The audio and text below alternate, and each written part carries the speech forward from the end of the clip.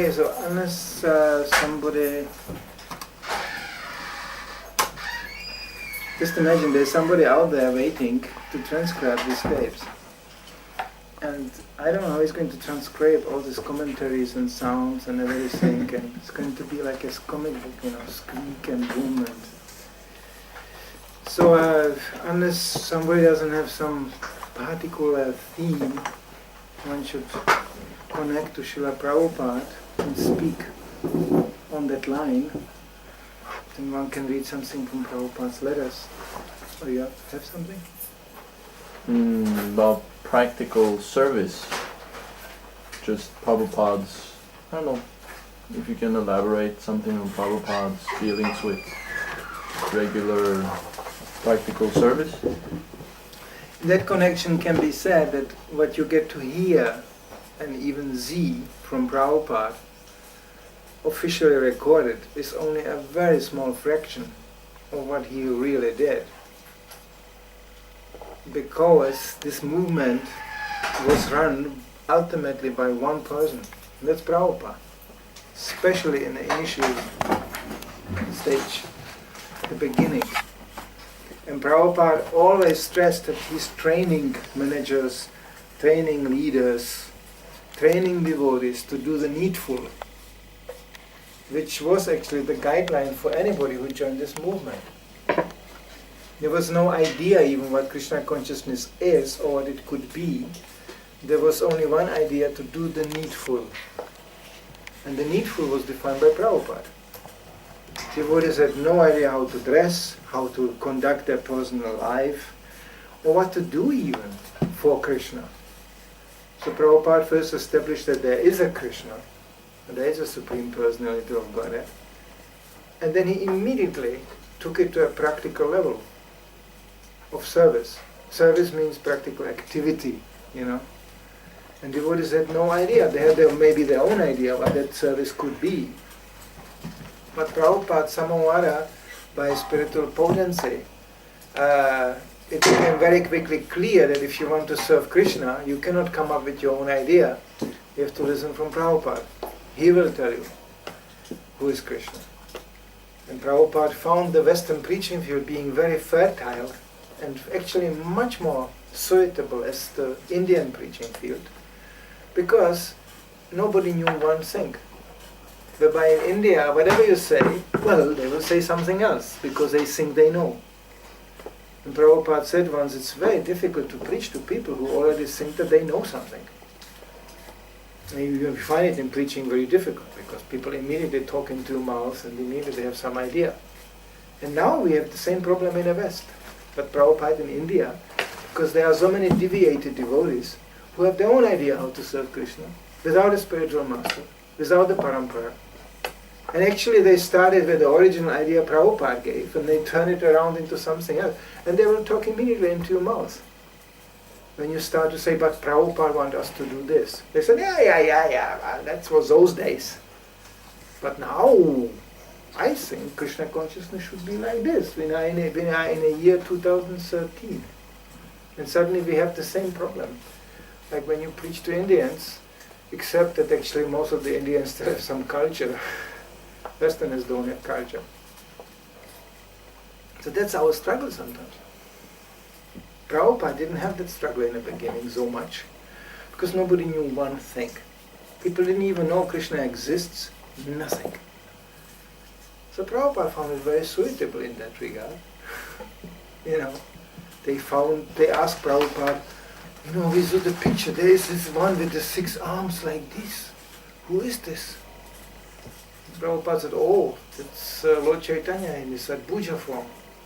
And they didn't know that. Who is Lord Chaitanya? Nobody knew one thing. They didn't know the process to worship spiritual master. In India, so many people will tell you, well, I have already a spiritual master. So what? But they don't even know what spiritual master is. Quite often. So, this is what Prabhupada started with. So he found the field quite suitable, and he immediately told us, educated us on the line, to be trained to do the needful.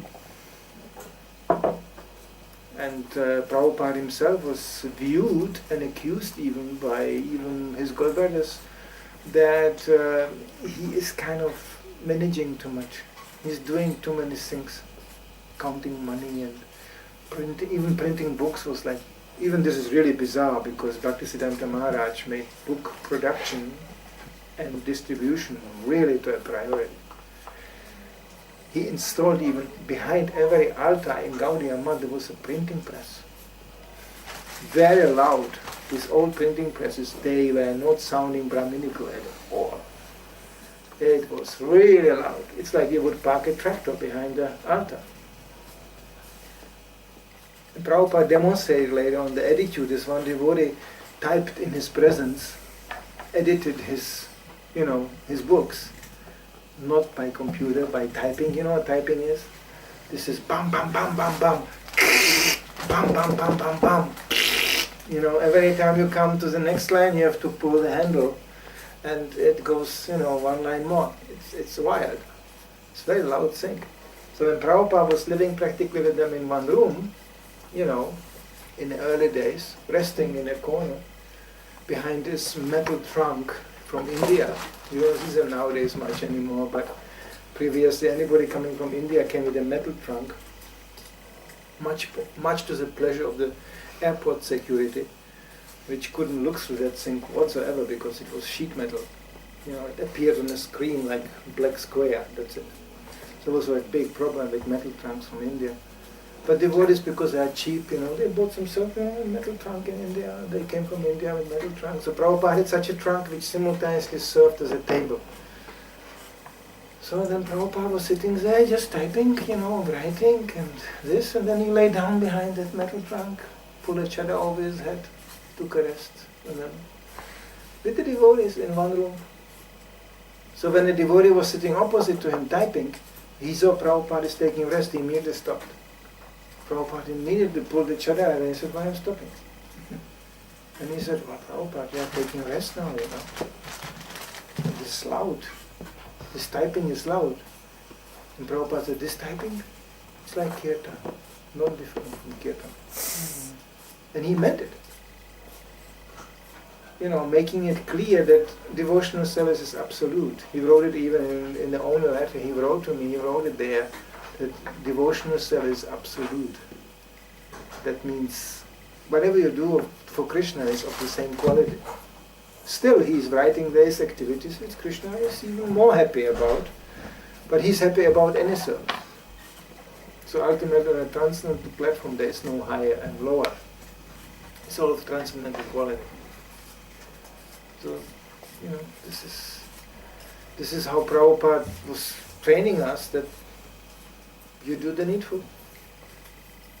Whatever keeps on going this movement, whatever activities are needed. And he took devotees to such a levels of management and responsibilities, and they couldn't believe it. They never found themselves in such a situation before. 2 years before you were just a hippie sitting on a street playing flute in San Francisco, and after 2 years you were managing a temple with 300 devotees. Completely, couldn't even be imagined what happened there. Prabhupada passing by a skyscraper and telling devotees, buy it. And 2 months later they were sitting in a skyscraper with 350 devotees, living in a skyscraper. I heard many stories from the skyscraper. It's hilarious to manage such a thing.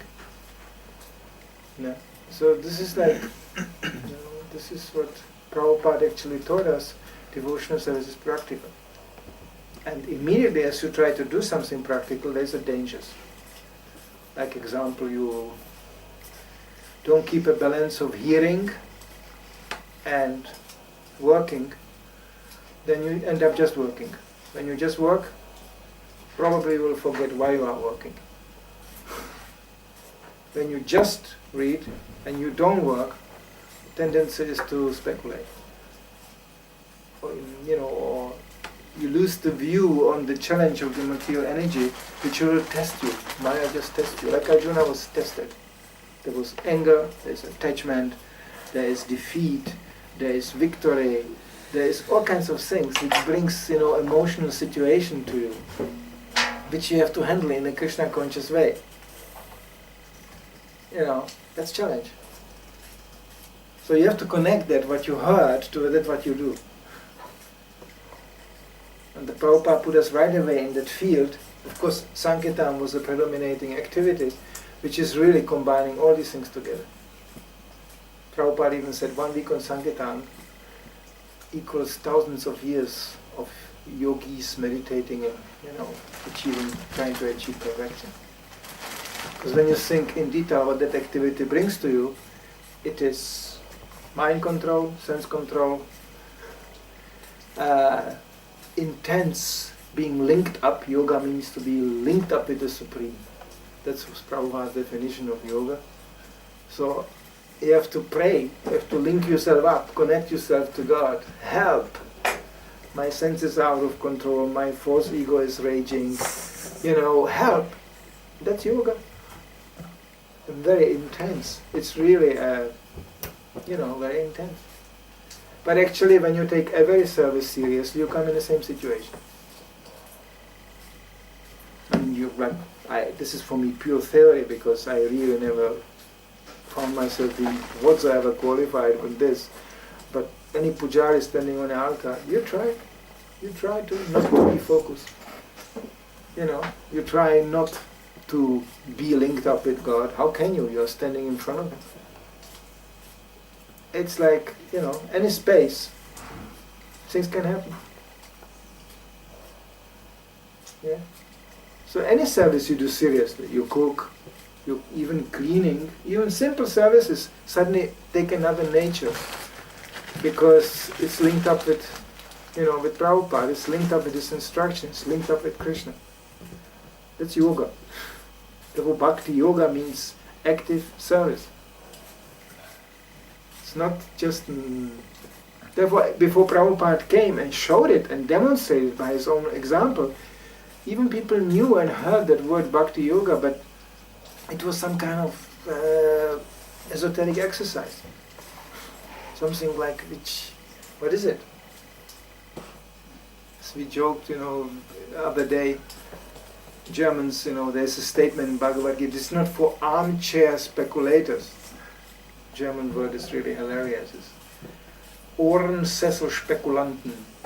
Yeah. And this gives you a whole visual picture about the man sitting at the chimney, at this big leather, this typical English leather armchair, smoking his pipe and studying Bhagavad Gita. Going, yes, I was in India. Yes, India is British Empire. I know. And I know Bhagavad Gita. I spoke to the local, what is this called? This Brahmanas. Yeah, very interesting. Very interesting. That's exactly that kind of people Prabhupada pointed out. They will never understand one word of Bhagavad Gita. Because Krishna makes one condition, you have to be a devotee. This is, therefore Prabhupada put us in a devotional circumstance. Forced, and pushed us, not forced us, pushed us, to do devotional service. And then he taught Bhagavad Gita simultaneously to it. He already put us in a position of a devotee before we even knew what a devotee is. Because only in such an environment the knowledge can flourish. Otherwise it just remains mentally being sustained like on some shelf. You can look at it, you know what it is, but it doesn't. Prabhupada actually gives the example that comes from Bhaktisiddhanta Maharaj. It's like licking a jar with honey from outside. You think, yeah, this is honey, yeah, I know. And then you lick from outside, concluding, it doesn't taste nothing. Because you didn't open the jar. You didn't actually got the real taste because you're just licking on a glass outside. So this is for this kind of people who sustain the concept of bhakti yoga just on mental platform. You don't. And the lack of taste is then ultimately manifested in a taste somewhere else. Because some taste you must have, otherwise without taste nobody can live. So then it manifests somewhere else. The pipe or whatever. or in some speculative way, or it has to come out somewhere. And that's how you sustain the whole. So that's a proof. The proof is in the taste. Prabhupada said it many times. The proof is in the taste. You don't taste it, you actually are not in contact. It's like prasadam. You can have a photo of prasadam and you can have the real thing. Simple. So Prabhupada, by his example, brought us to the real taste, to the real experience, and therefore devotees stayed. Because only that keeps you going. You cannot stay in Krishna consciousness without some taste. Maybe we don't have the full taste, but some taste we have, otherwise you wouldn't sit there.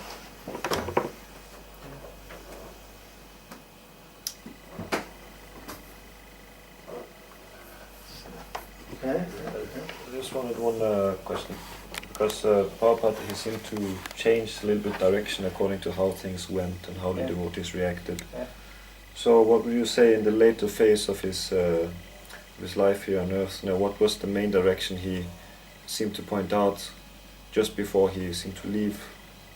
We should leave too. 1977, this whole series of lectures, you hear anything from Prabhupada basically from 1977, it's heavy. It's heavy. There's no room even for piety. Somehow, I don't know if it's that, I don't want to speculate. If this was already Prabhupada's kind of, he was under Krishna's control. So if this was like the winding up chapter, I don't know. But you listen to these lectures, 1977, it's heavy. But Indian gentlemen, like, I'm practicing Krishna consciousness at home and, I'm worshipping Krishna. Well, it's just sex life, finished, period. There's no room for some, I'm serving Krishna, but also I have my material circumstance. No, just wind it up, go, finished. It's called sannyas, actually. Sannyasa is considered, actually, materially spoken, a dead person. He died. If somebody takes sannyasa in the original sense, he died. In the ISKCON sense, that's heavy. Because in the Vedic culture, sannyasi means somebody who just left. Or the vanaprastha means, vana means forest, the one who left for the forest. I once came across, just briefly, a devotee gave me summary study of the Vedic description of vanaprastha, living in a forest, dressed in bark, just from herbs and roots. That's renunciation, like that. Well, we didn't hear this from Prabhupada, really. But somehow others, you listen, 1977, it's just, we should all leave this world. We should not stay here. It's not a place of residence, really. Whereby in the years before, you can see Prabhupada being gradual, and it's a fact that Prabhupada actually preached along the development of the devotees.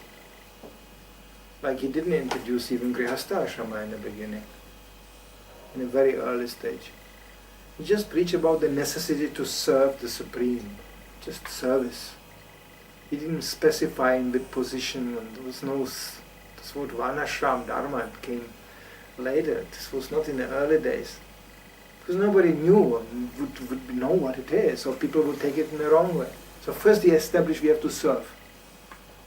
We have to serve the Supreme. And we will serve anyway. It's the nature of the soul to serve. And then when devotees were situated and they were practicing, then I remember then came the Grihastha thing. Yeah, this was a revolution. It almost the whole movement fell apart on this point. Because, devotees were trained initially and they were convinced we are all brahmacharis and sannyasis. Women, Maya. But of course Prabhupada immediately, after all, he started to initiate Matajis and he gave them second initiation. He allowed them to stay in the temples. Absolutely revolutionary things. Absolutely revolutionary. Such a close connection. It's never done before. So, Prabhupada gradually introduced this already in a time when it was still, I don't know, I don't know exactly the ISKCON history in that sense, how many devotees, maybe there were 300 devotees in the movement. Prabhupada said, now you get married. You. It was hilarious. And immediately the Kanishta mentality to take advantage like of some privileged position, brahmachari was defined like very privileged. And Prabhupada did say heavy things. He said, yes, brahmachari has the chance, 100% chance to go back home, back to Godhead. Grihastha, 50%. He said that. And then, wow, this was immediately used. Hey, we are the team with 100% and there's a 50% team. And immediately the horsemen start to go. And they try to pull Prabhupada here and there, on each side. Became like two football teams. Prabhupada didn't allow himself to be pulled anywhere. He always stressed, you stay in tune with devotional service.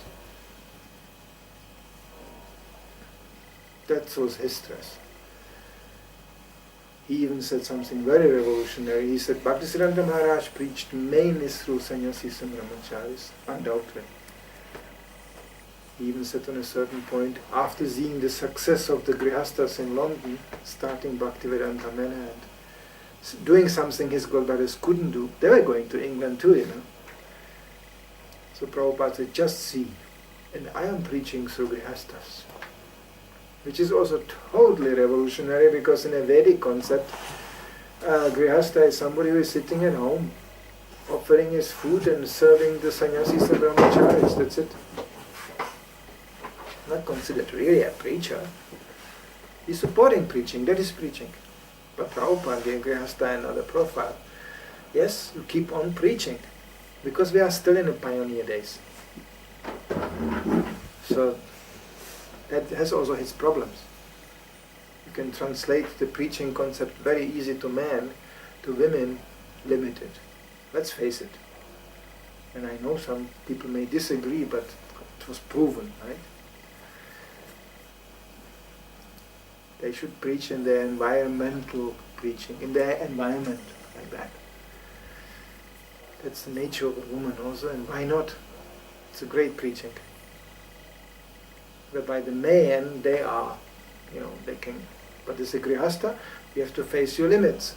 And all these issues became very intricate, and the devotees didn't know how to handle it, so they took two very polarized sides. We are the on people and you are the off people. And immediately trouble started. Now we don't have so much of this. No. Now it's the pendulum, it's like a pendulum, it just goes to the other side where, what, brahmachari? How long? Huh? It's like, it's almost cynical. That's also very wrong. So, to keep balance. Prabhupada was that's another feature of Prabhupada, he was extremely balanced. He didn't allow himself to go extreme one side or the other.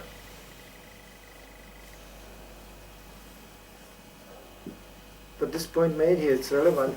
You can follow it in Bhagavatam, when you read Bhagavatam. The issues being addressed go from canto to canto according to... In the first canto, Prabhupada doesn't write anything about brainwashing and hippies and nothing. Because it was written in Vrindavan. There was no hippies in Vrindavan, there was no anti-sect movement in Vrindavan. But then, even in the Prabhupads, you find it later on these things being mentioned. And Grihastha Ashrama also comes up. I think latest in connection with Gajendra, comes, Grihastha Ashrama commentaries. It's all there. So we should also learn from that we should also preach according to circumstances. That doesn't mean compromising. It means presenting it properly. I mean, you cannot have a domestic program, with life members or whatever, and preach in a sannyas mode. Maybe just to show off how great and renounced you are. It's disturbing. It's discouraging. They will ask you, okay, great, we should renounce this world and go now and everything, but how do I do this? Who's going to, I have to pay the rent and my children, and immediately there's just confusion.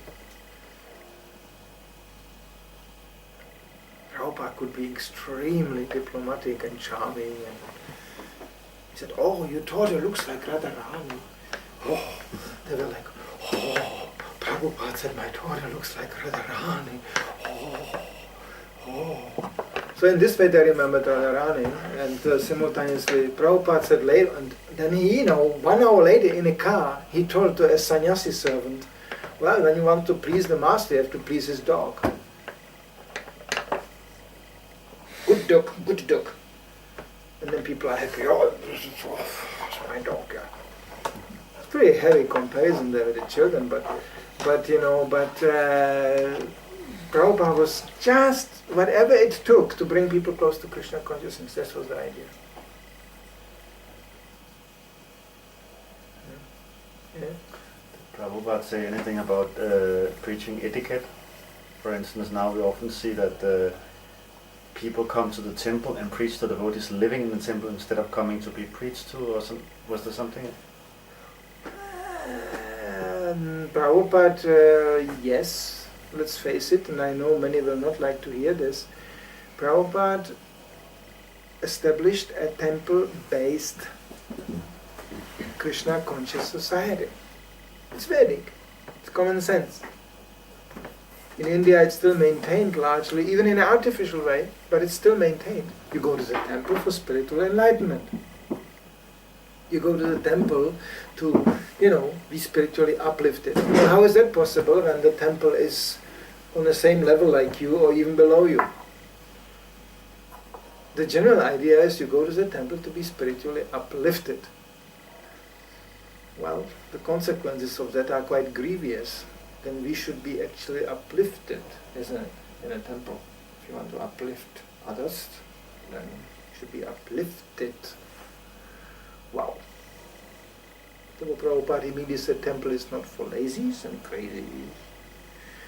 And it should be ideally a place where people go for spiritual inspiration. Now of course, then you come again in contact with the Western impiety and with this deep-rooted Mayavadi established idea that you are not going to preach to me, at least not as much as I will preach to you. Because we are all the same and equal, Let's have that understood. That's called love. I will have sex with you, you will have sex with me. Let's love each other. And this is then projected into spiritual life, blocking the whole spiritual progress.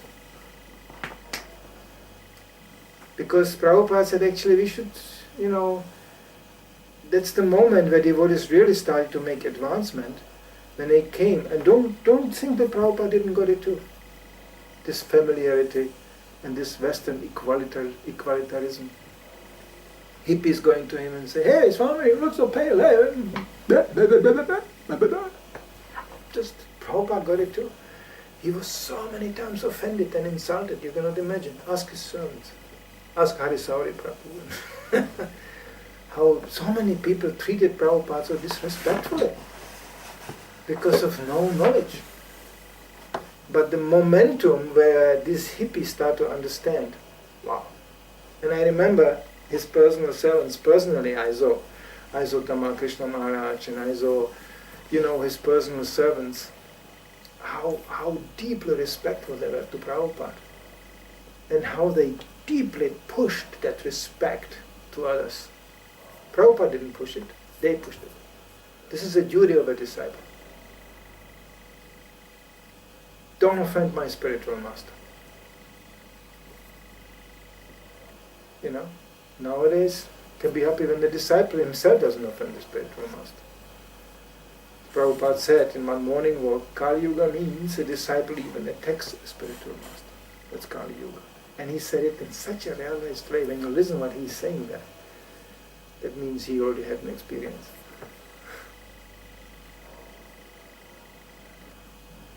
That's the result of this. And the whole, whatever you learn and whatever you serve, it's all for nothing. Because Krishna said,